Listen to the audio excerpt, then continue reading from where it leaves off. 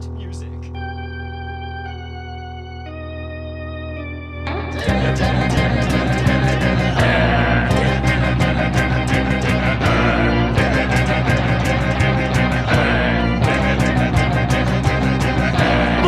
He's not a bat, he's a man who fights crime. And we're gonna watch him fight for a minute at a time. With John and Niall and a guest who doesn't rhyme. It's Bat Minutes!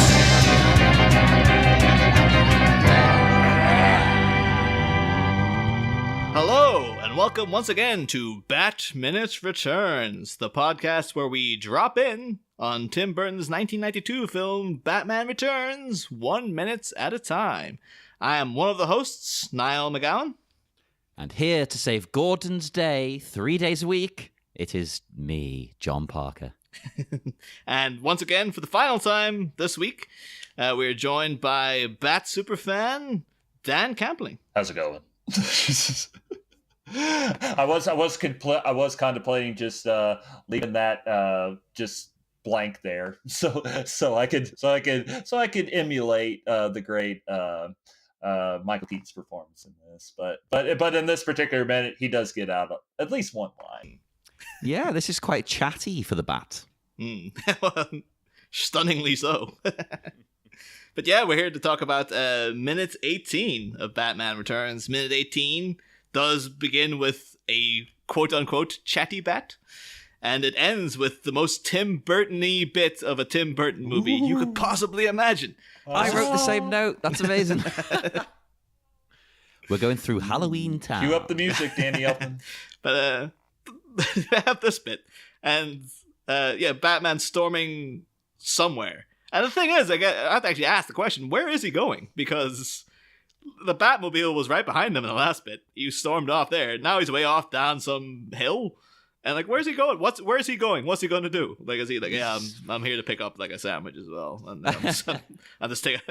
If you want the boring answer, I think he's checking out the subway. Yeah. I think he's looking for Shrek, maybe. I don't know, but it could be like, Alfred told me we're down to our last Diet Coke. Yes. He needs it. He's fueled by Diet Coke. But as he's storming down, we get one of our shining glimpses of Commissioner Gordon for this movie and for the rest of the franchise. And I have to say, like, I don't want to poo-poo on Pat Hingle because, like, this guy's a great celebrated actor. This man so talented that he was, between the years of 1986 and 1991, he was on Murder, She Wrote 3 times in 3 different parts. He was that good. That he was murdered that many times? He's like such a chameleon. It wasn't just laziness in the casting department's part. They're like, oh my God, yeah, he's so damn good. But like, so Pat Hingle's obviously a great actor. But this line reading is awful. And I don't know if it's a flubbed take and they just kept it in editing or what happened. But because the way he delivers this line is just like, for years, I had no idea what he was saying. And even now, it's like he's reaching for something and then just cuts off. It's like, because it's like, oh, thanks for saving the day, Batman. I think the CIRCUS GANG is back. And it's like, what was it? What it's a little was that? slower than that, but okay. But then for years I didn't know what he was saying. It was only kind of now that I was like, in the script it's just him saying, "Oh, thanks for saving the day, Batman. I think the Red Triangle Gang is back," and it's like, oh yeah, that's fine. But this is kind of, and this is, I don't know if it's maybe this is multiple takes, and Pat Hingle's a bit winded from having to because he's a man getting on in years at this point, having to run after Michael Keaton, and he's just like, oh. Well, I think the CIRCUS GANG is back. And it's like, and they're like, all right, this is take 15. That's fine. That's fine. When he says the Circus Gang, though, does he think that these are like Joker's men who've returned? Is that what he's referring to? The only thing circusy about the Joker was pretty much the Joker himself. The Joker, yeah. But I thought maybe that's what he thought. Like the Penguin has like inherited the gang. Oh, you mean the are these the Jokers from Batman Beyond? Yes. It's possible, because, I mean, what else could he mean by that? They're back? We haven't heard of this gang. I mean, maybe they have been hounding the city for a while, but the way he says back makes me think that, he thinks they're Joker's guys. Penguin's got them, and he's, like, further warped them. So I just kind of took it to mean that, like, that they had the Red Triangle Gang had sprung up in Gotham before, almost quite recently, maybe like a couple of months ago, and like it's like, oh, they're back. But it actually does have a little bit of in the Dan Waters original draft of this.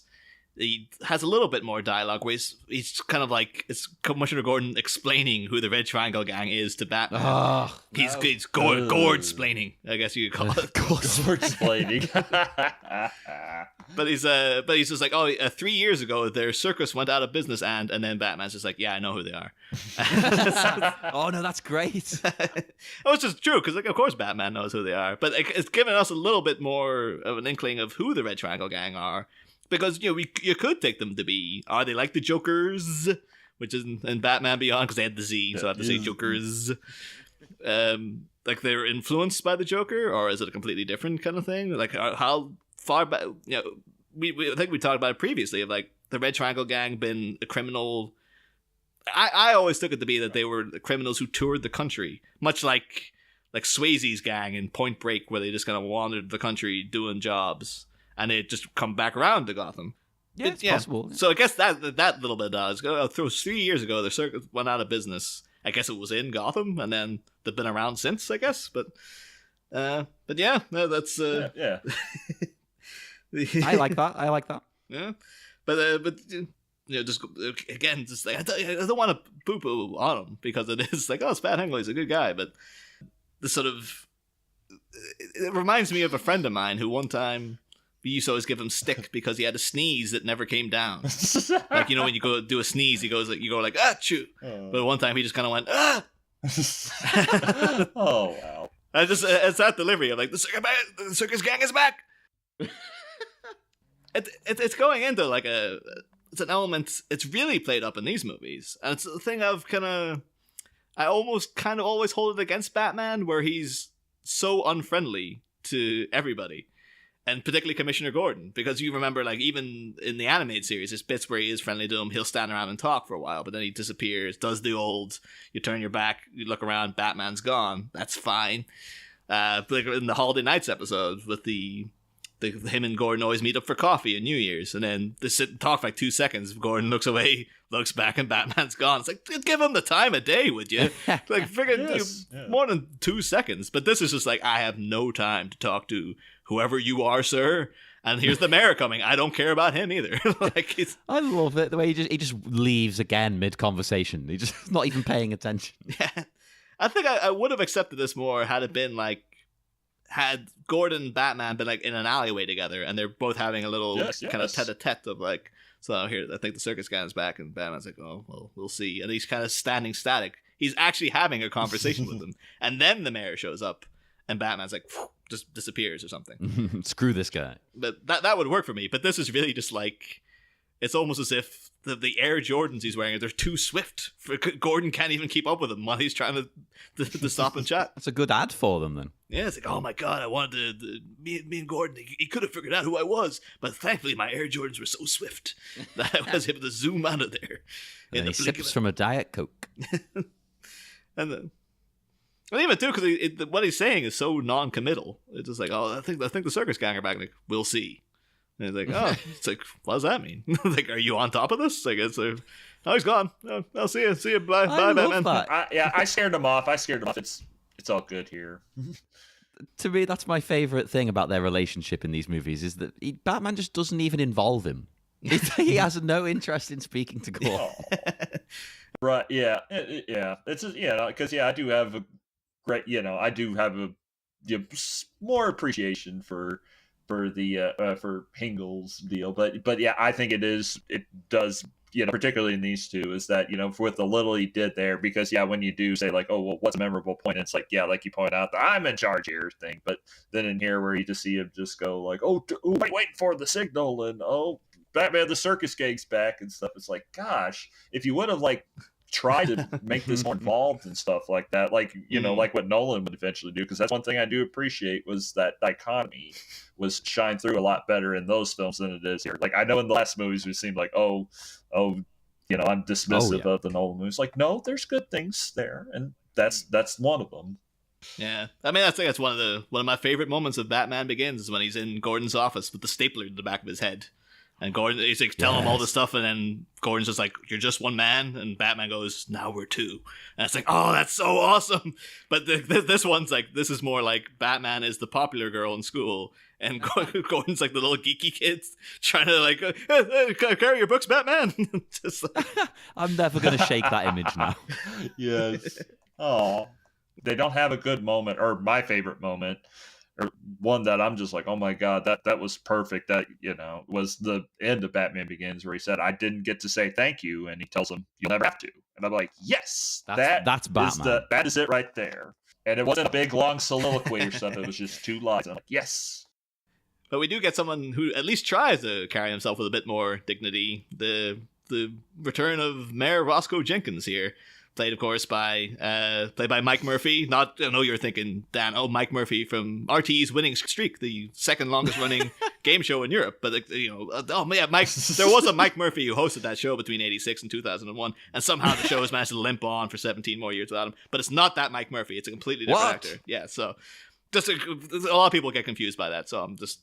We're all familiar with Irish hosts, yeah. But yeah, so he comes along a bit more sort of just exasperated just from the stress of everything, and he's just like, "Oh, here, by the way, Batman, but while you're here, they almost took off with one of our movers and shakers, Max Shrek," and then he's like, "Oh, of course, I guess we'll have to bleep it, where is that insufferable son of a bitch?" Great line reading. I like that one. I've said that one many a time. Again, it's a different mayor that's in that Dan Water script where he's just a complete suck up to Max Shrek. It's like this guy, he actively dislikes Max Shrek. And of course, where is Max Shrek? But sorry, go ahead there. I was gonna say, it's like, I just remember, like, it was like in the script he had like an additional line where it's like, like you said, like the mayor was being more of a kiss ass, where he's like trying to like make a moment of like coming up to Batman. He's like, oh, he said something like, I thought the dialogue was like something like, "Oh, Batman, we don't deserve you," or, "Oh, we're just," he's like trying to say like, like, it almost seems like he's just like, "Oh, quick, come on, somebody get a picture of me and him. This will be great for publicity," or something like that, just something like that. But then it's like Batman's like, "No." Oh, that's exactly what happens, because at this point it's still in the Shrek building, and Batman's just kind of making his way out, and the mayor's just like, "Oh yeah, people get a picture with me, Batman, and Max," like, because Shrek's still there. And it's like, that feels more like a Batman and Robin moment, like Batman there for photo ops and stuff. And to be fair to Dan Waters, he has a sense of Batman going no and just walking away. But yeah, much more of a kiss ass mayor. And so this actually does work way better. The fact Batman's just storming off, and the mayor kind of gets like 2 words to him, and that's like, Batman doesn't even have time for the mayor. He's just like, "No, I'm busy." Yeah, he's doing the little Austin Powers, "Why don't I take the stairs bit?" Where he's just descending down. It's not even a slope. He's just doing that. It's a straight platform. It's like he forgot all the gas capsules to get himself out of there. So he's like, "Oh, I'll see you later, sirs." But yeah, we find out exactly where Max Shrek is now. Also, before that, though, because we got him coming around the corner of some anonymous building. But we got a giant face, the return of the giant faces in Gotham buildings, which I've not seen since Grissom's office. Like, he had the giant faces staring at him out the window of that as well. I do love that, though, as a element of Gotham architecture, like these sort of ominous, sort of, domineering titans that are sort of looming over the city. It's like, this isn't even looming. It's like right down the street level. There's a big face when you walk along the side of the building. Wasn't there? Who is it? Why is he there? I love it. To me, yet again, I've said this a lot, especially like the last movie and then the start of this one. It really makes me fdo like a Soviet Union vibe. Yeah. Like, because I've seen a lot of, I've been to a, what do you call it? It's Treptower Park, just out of Berlin. And it's a Soviet War Memorial. And they've got all kinds of great things like this, like faces and little scenes depicting battles and things all carved into stone. It's great. And it's definitely got that kind of a vibe. Yeah, yeah. It's a nice juxtaposition, though, because you got this great piece of, like, we call it masonry or this building work. Anyway, you got this face carved in the side, and then just some trash cans next to it. But it's kind of like a real thing of the the aesthetic of Gotham City is like wondrous, grand, gothic architecture completely covered in crap. Where they're just like, they're just gotta It's get realistic. That's the UK. Yeah, oh, totally. Love to visit there someday. Hopefully, I'll make it across. You know, there's a little problem at the moment. Maybe it's just a Liverpool thing. No, it's got to be all like overcast and stuff, like how it was in Batman '89. You know, where like all the scenes outside was like, oh, and like Tim Burton's always talked about that. To be fair, it is like that 90% of the year, I would say. They're going through like an unconscionable heat wave at the minute, but like usually like the every other month of the year is like that. But yeah, so we I will say I don't know if this is a deliberate thing, probably not, but you know, the last time we saw big faces in buildings, again, outside Grissom's office, was before we were introduced to our main villain of that movie. And what's going to happen in the next minutes here is we might get introduced to the main villain of this movie as well. You think so? You think that's what's going to happen? Oh, I don't know. I don't know, John. We'll have to find out someday. But yeah, and Shrek sort of leans up against the wall here. We got cut down beneath to the penguin.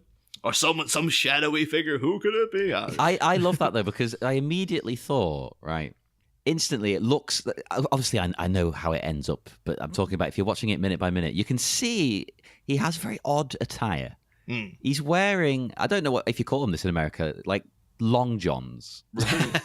Yeah, underwear, long johns. And, when if you haven't seen this movie, that must be like, what? It's not what you expect in the best possible way. Yeah, but a combo of long johns and a fur coat of some sort. But that's the thing that never pieced together here until looking at this minute. I guess is this what they're trying to infer? Is like because the penguin's coming up a ladder, and then we get Max Shrek is standing on a sewer grate, and it lets out, and he gets. Is it even a sewer grate? Is it more of like the outside of a bar, like those kind of doors they open to roll the barrels in and stuff? Right, yeah. But, I thought it was like a sewer grate, but yeah. Or like a heat vent or something like that. Yeah. But some kind of mechanized trap door anyway, because it comes back up with a very distinct sound effect. But it's are they trying to imply though that like the penguin was going up to like open that thing? And then is that inferring that the penguin single-handedly abducts Max Shrek? He's strong. I can't picture the penguin doing well in that situation. No, he's very much not strong. Unless he's got like a cloud of chloroform waiting around his head. Or something in the umbrella. Yeah, some knockout gas, just like the good old days. Yeah, because he does wake up kind of dazed, but getting ahead of myself. Would Shrek fall all the way to the bottom, or does Penguin catch him whilst holding on to the ladder? With one hand, one flipper. Do you think it's like a Lando and Luke situation at the end of Empire Strikes Back, where you just gotta fall? Exactly. But I'd love to see that. If they had any footage of Danny DeVito catching Chris Walken, that would be terrific. But even though if he does even get him down there and knock him out, was he like grabbing him by the foot and dragging him back to the lair? Like that doesn't. It seems like it needs someone else there. And then again, the original Waters draft, it's apparently supposed to be the tattooed strongman who we saw throwing the sled at the police car earlier. Who they have a scene of the penguin arriving back in the boat, the classic penguin boat, which we'll see now in just a second, or see a version of a boat. Yeah, they're sort of taking it out here. You just have to he just gets him back somehow. But once you start thinking about it, it's like, how does he? How does he get him back here? Thinking about it, it's like it's funny how in some movies you think about stuff and you're like, God, that doesn't work. But for this movie, like when you're in this world and seeing all this stuff, you just fall right into it. Like if this was like a Nolan movie where it's like, oh, suddenly there's a trapped heat vent door or something. You're like, oh, that's too wacky for this. But for this, it's like, okay, I buy it. But I should note as well that there's actually a direct sort of reference to this in the Batman animated series. There's an episode, Birds of a Feather, where revolves around the penguin trying to re-enter high society, and like everyone just ends up kind of making fun of him and using him as the butt of a joke. But he abducts a rich socialite, Piers Patchett, via sewer grate, and in that, Piers, much like this, he's walking along, ground opens up underneath him, a sewer grate or whatever, and he falls directly into a large yellow duck boat, which drifts on down the sewer to the penguin's lair. So there's two references there for the price of one. Actually, we'll also note as well that in that episode, the penguin's quote-unquote love interest, the woman he's trying to woo, is voiced by Mary Lou Henner, who people will definitely know as being Elaine from Taxi, which of course starred Danny DeVito. And she also features in Johnny Dangerously, which features Danny DeVito and Michael Keaton. So there you go. There's a little interconnected dots. Everything's connected. Yeah, everything.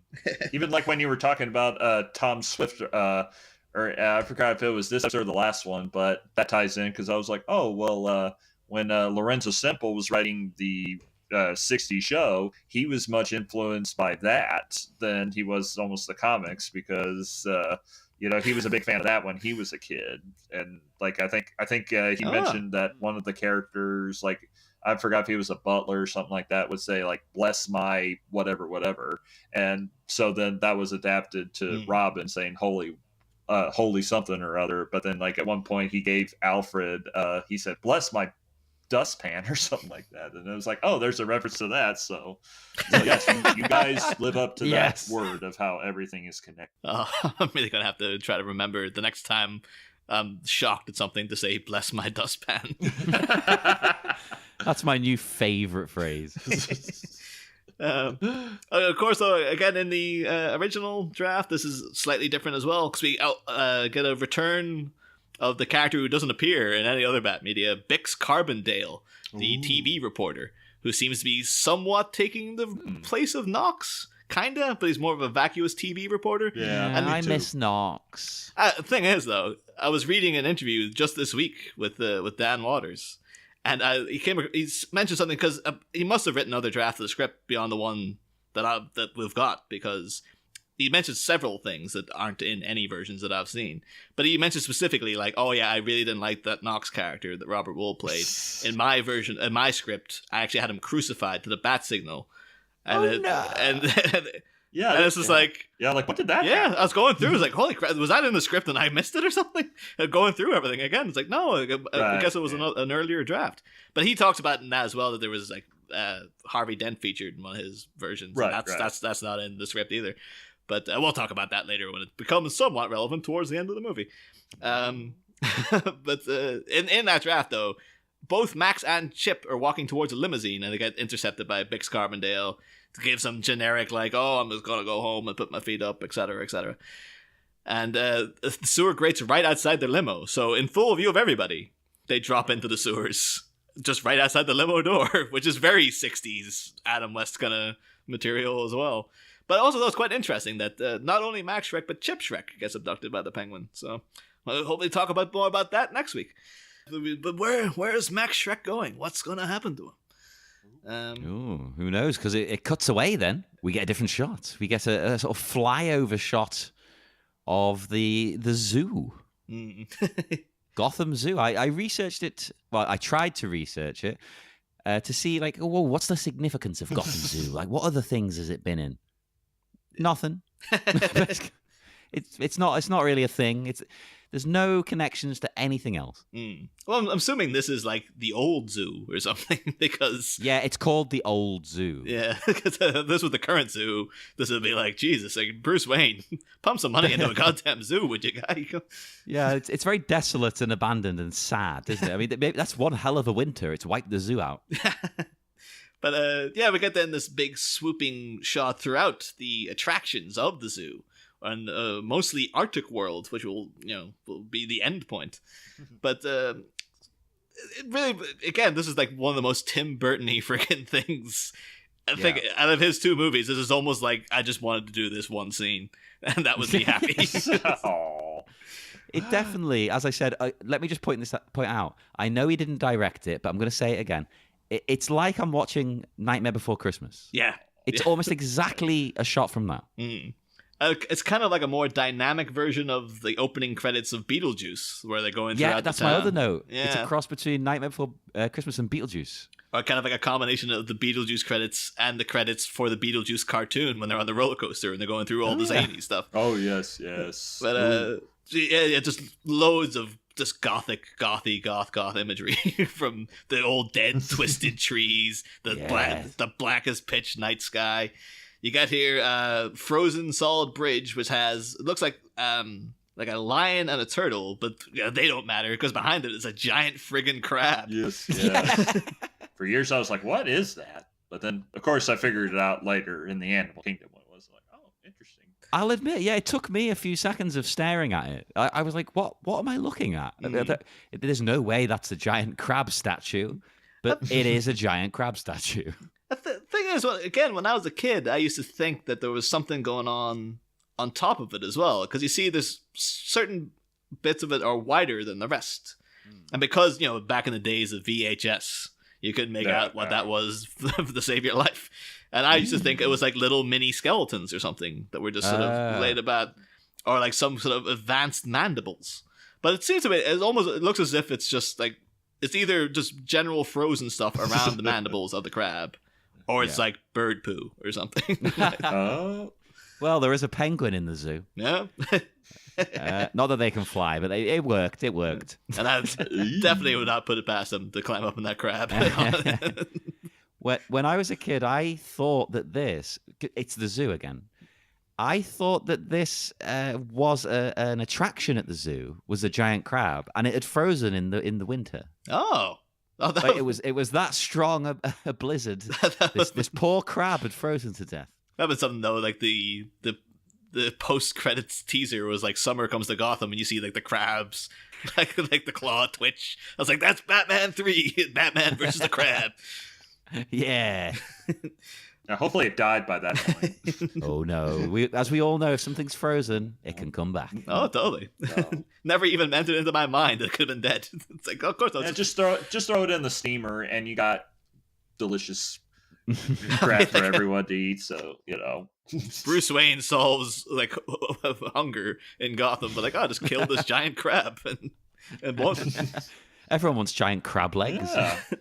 But then we go through a twisty old camera bit through the remnants of, it looks like the rib cage of like a whale or something. But yeah, what is that? Or some kind of, or like tentacles or something. Just it's a weird Tim Burton thing. So just go with it. And I'm like, yeah, I'd you just want to walk through something dilapidated like that, or even like in Edward Scissorhands with the big mansion and stuff. And then also there's some kind of the same kind of look there and stuff. And I remember watching those movies a lot. Watching the these particular movies because I was scared to death to watch Batman '89 at first because I hated that turbine thing shooting into the camper. Oh again. So this one, when I was younger, I definitely watched this one more than Batman '89. It wasn't until like finally, I was probably like 10 or something. I was like, okay, just get past that and you'll get into it. But yeah, for this was one that like if I was like 4 or 5, I'd be watching this one. Oh, thank God. That was me. In fact,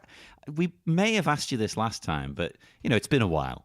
So do you have a favorite out of the two Burton movies? Oh gosh.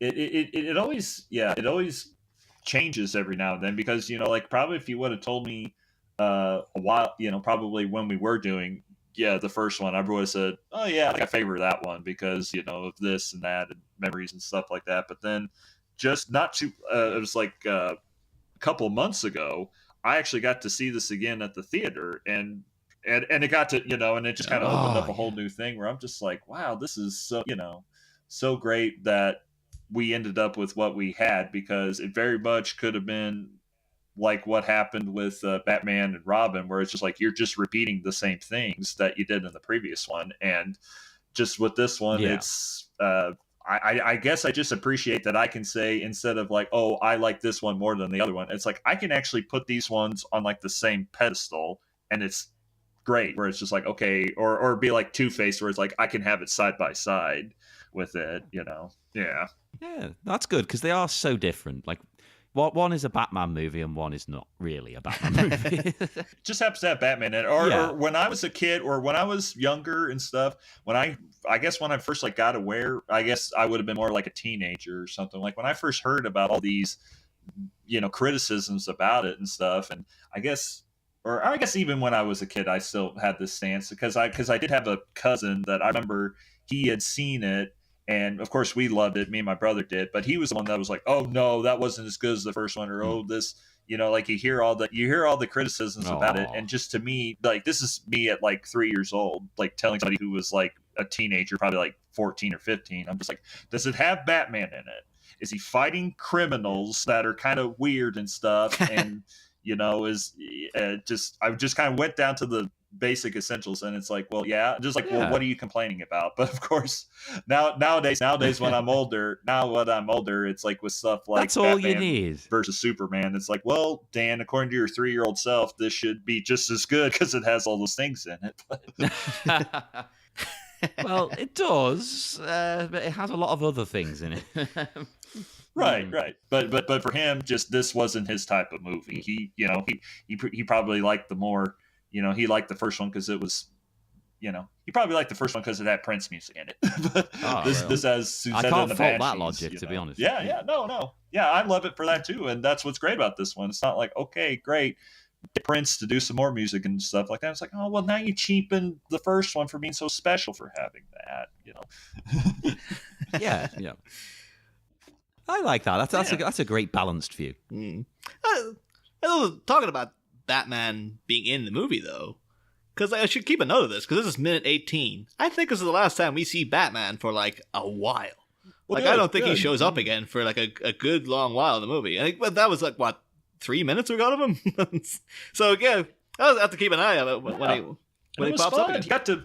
he did that, and he came in, he sweat, he did his business and got out of there. And I'm just, I'm just like, gosh, like when you get to the Dark Knight, when you get to like the third time, when he like magically shows up in a crime scene, and and they're like, oh, get all these other cops out of here to do this while he, monologues again. You're just like, oh man, like remember those good days when because I think the next time Batman shows up, it's like when the Red Triangle Gang has its crime spree going on, and they literally bump into him. It's like, oh, there he is. Yes, here we go. It's just great where it's just like, oh.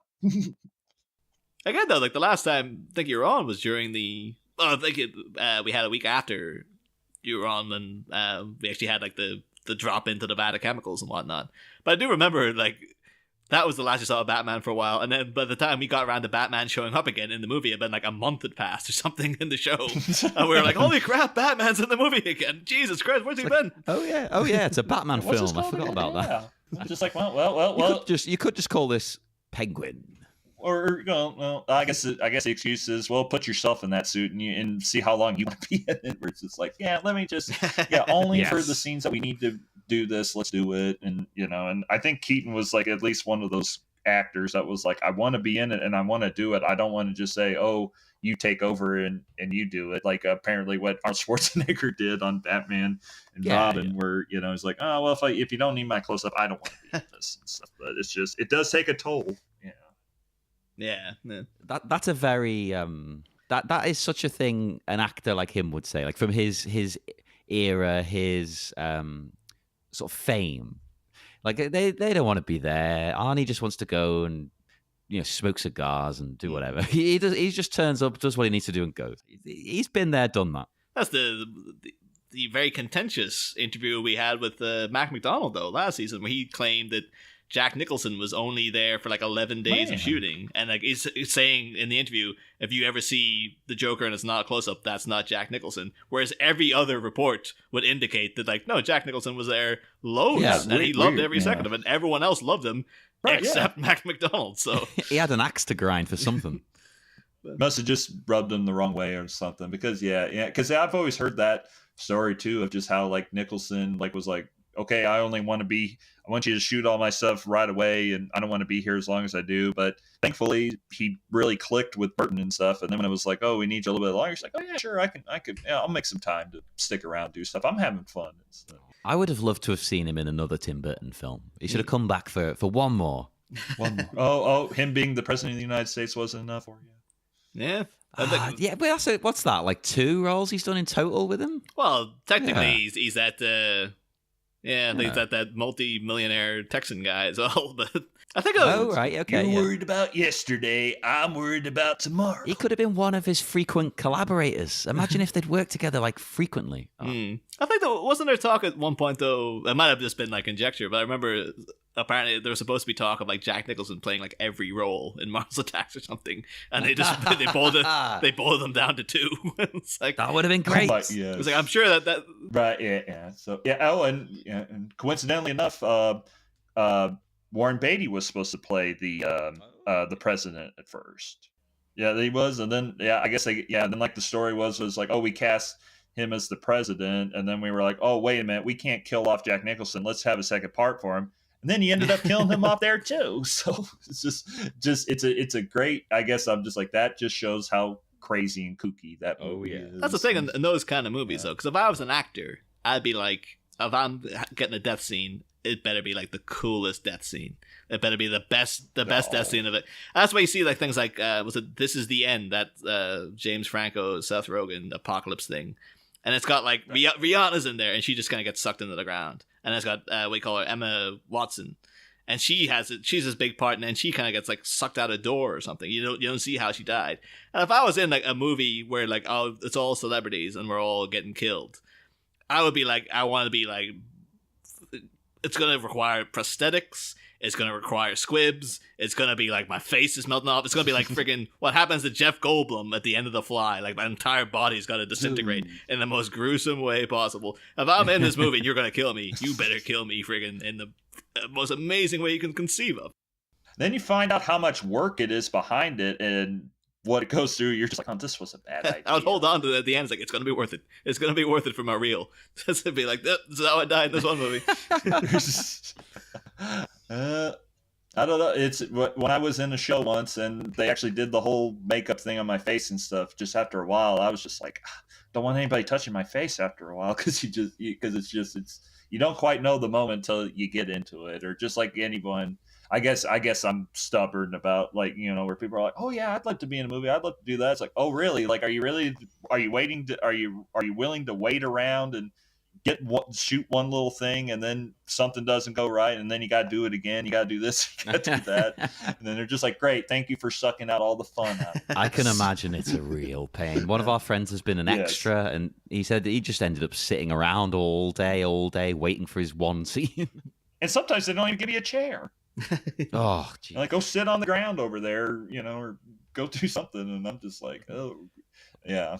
Well, I think we've mentioned before he was on Captain America. He was an extra on that, and he had nothing but good things to say about that production, didn't he?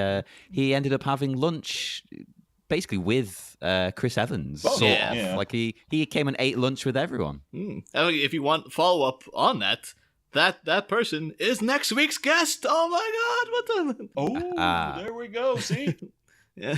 Everything's Connecting connected. stuff, It's just like with Batman. It's like he's one step ahead of everything.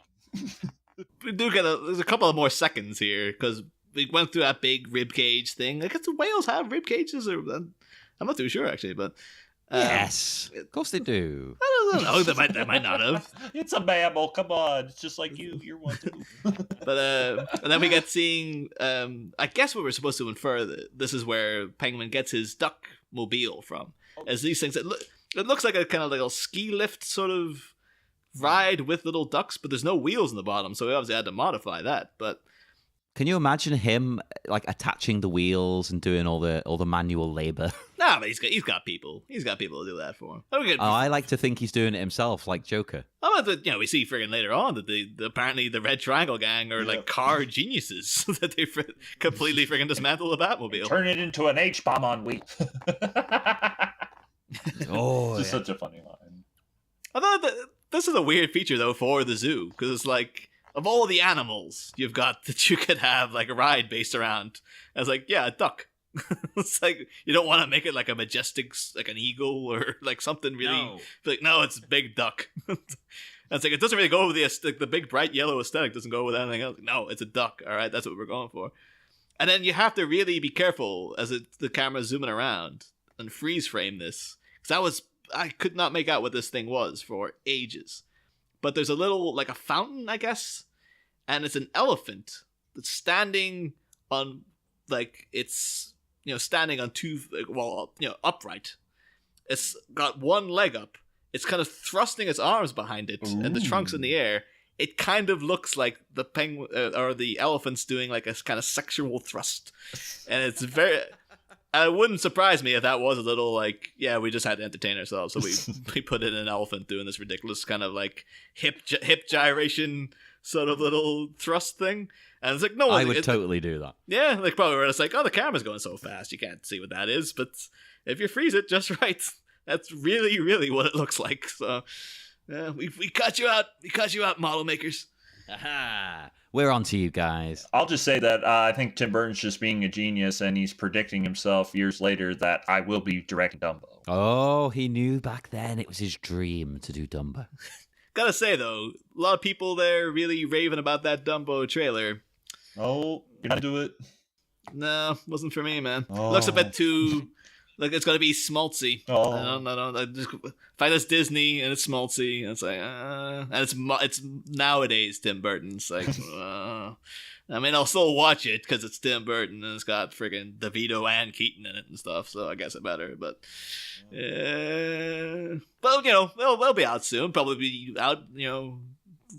Quite. What is it, like November or something? It's coming up pretty fast. So yeah, I always keep forgetting. Yeah, if it's coming up this Christmas or if it's more in January. But hey, you got me sold because it's like, hey, Eva Green as a trapeze artist, I'm there. Yeah. I mean, most people won't disagree, I'm sure. I imagine like at the end of this show, like, so it was still airing at that point, and then it'd be like the last episode. So it'll just be me going, "Dumbo is the greatest movie of all time, guys. You've all got to go out and see that stupid CGI elephant flying around." I'm like, "Oh, it's so needlessly schmaltzy, but I love it." Michael Keaton's got this great wig. But it's genius because it's, maybe this is Burton's sly comment on Disney in general, because he used to be a Disney employee where it's just like, oh, yep, this is what Michael Keaton's being. He's being the Walt Disney people exploiting cute stuff and all, and all that stuff. So I'm just like, I can, it's like, because at first when you did hear, it's like, oh, like you're going to make a live action version of Dumbo with like all the talking animals and all that stuff. Like that's weird, but then like when you see more of the human element added to it, I was like, okay, we'll give this a shot. Yeah. I'm intrigued. I'm gonna see it, but I'm in the middle. I think. I don't know, because the fact that it is a Disney movie is like the fact that they still, even when they're supposed to be like shining a harsh light on Walt Disney and saving Mr. Banks, is like, no, we really, really toned that down. So I can't imagine he was a saint in that movie.